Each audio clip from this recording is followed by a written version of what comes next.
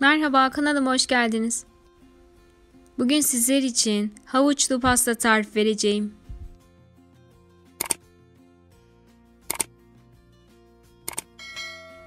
Malzeme listesini açıklama kısmında bulabilirsiniz. İlk olarak kekini yapmaya başlayalım. 3 adet yumurta, yarım su bardağı da şeker ekleyip beyazlaşana kadar çırpalım.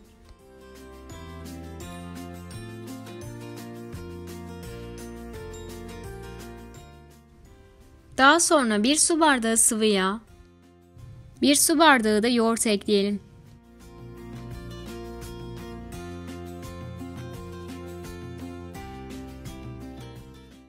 Dört adet orta boy havucumuzu rendeleyip kek harcımızın içine dökelim. 1 tatlı kaşığı tarçın, 1 su bardağı da ceviz ekleyip karıştırmaya devam edelim.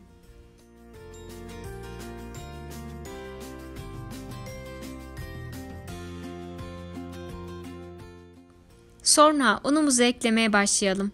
Un markasına göre farklılık göstereceği için ilk olarak 2 su bardağı unumuzu eleyerek ekleyelim.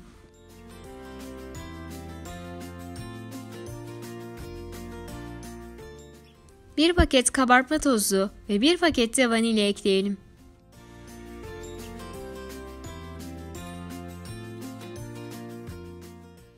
Unumuzu ekledikten sonra daha iyi kabarması için çırpma işlemini bırakıp yavaş yavaş karıştıralım.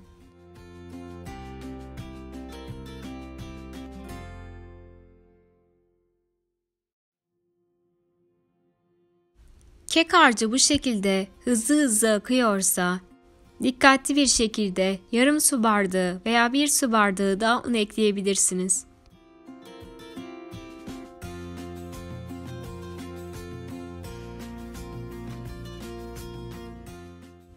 Bu şekilde yavaş yavaş akıyorsa olmuştur. Yapışmaması için fırın tepsimizi yağlayalım.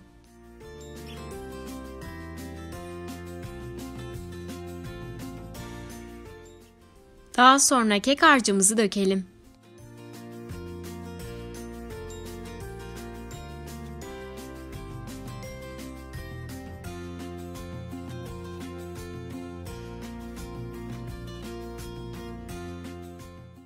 ...180 derecede dikkatli bir şekilde pişirelim.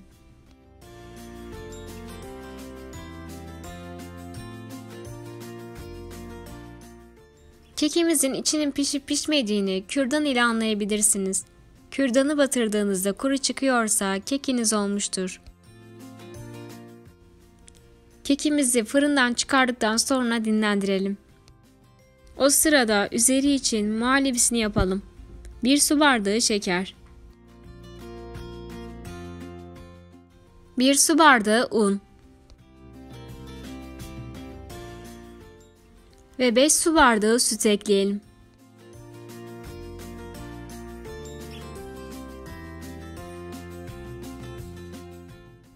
Ocağımızı açıp katılaşıncaya kadar karıştıralım. Bu şekilde katılaştıktan sonra ocağımızı kapatalım.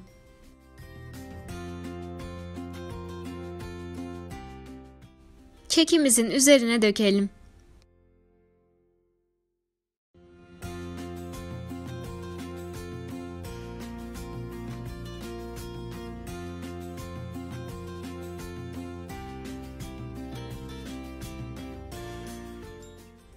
Ve üzerine Hindistan cevizi serpelim.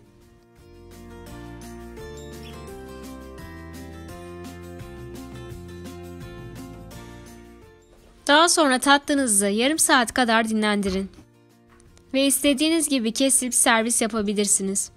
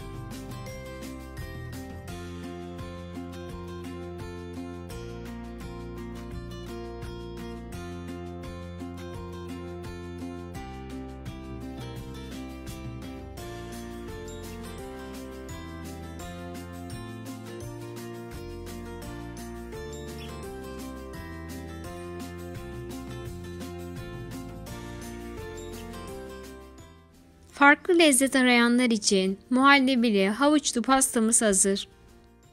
Desteğiniz için, diğer tariflerimden haberiniz olması için kanalıma abone olmayı ve videomu beğenmeyi unutmayın. Deneyecek arkadaşlara şimdiden afiyet olsun.